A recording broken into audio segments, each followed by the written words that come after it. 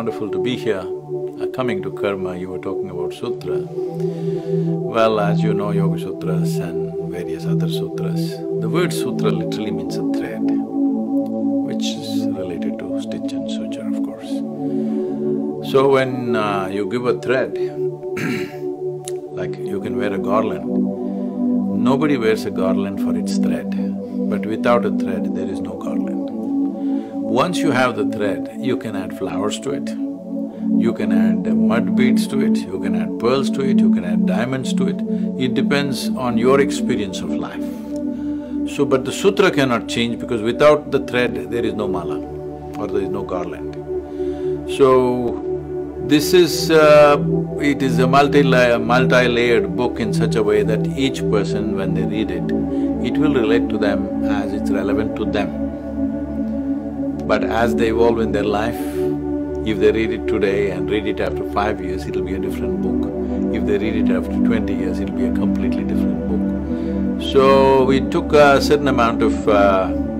normally most of the like 120 and odd books that have been published, largely there's what have spoken in variety of situations. Somebody puts it together and publishes a book.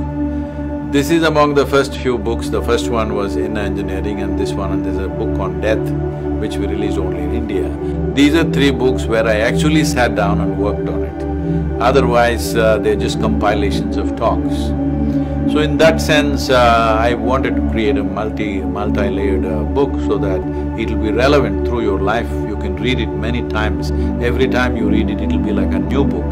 Because first time you might have just had tiny little weed flowers, next time you may have roses, next time you have… it's your own experience of life. So having said that, well, the karma as a fundamental principle of life, people are thinking it's a concept. It is not a concept. See, who we are is a product of the memory that we carry in our body. Now, this is a human body. Why? There is evolutionary memory to say this is human body. This is my body. Why? Because there is genetic memory to say this is this kind of body. Like this, there are many layers of memory. We usually in yoga, we identify 8 significant forms of memory. It's all this amalgamation of this complex web of memory which makes you who you are, which makes me who I am, which makes everybody who they are. So, memory is a great possibility. Without it, we wouldn't be nothing. The richness of our life is only because of the vividness and vastness of memory that we carry in our lives. At the same time, memory is also a boundary. If you are in my memory, I say, oh, this is my friend. If you are not in my memory, I say, oh, this is a stranger, okay?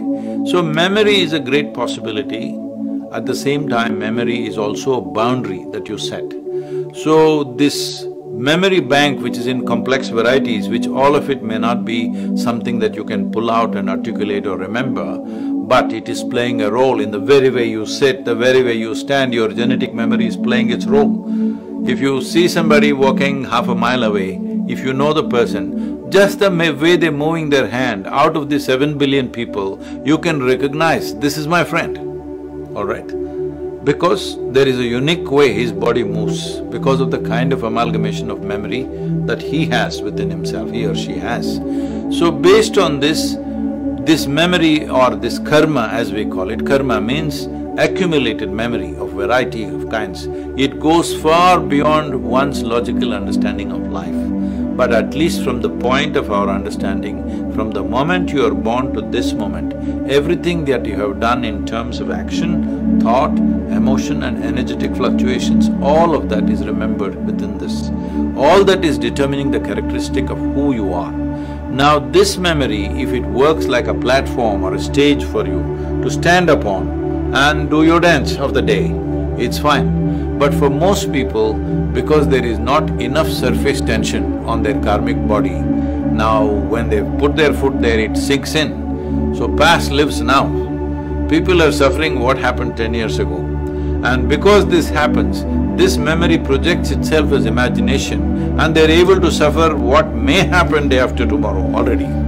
So this human suffering is essentially a consequence of your inability to handle your memory. Your inability to handle your memory also means it's your inability to handle your basic faculties of vivid memory and fantastic imagination.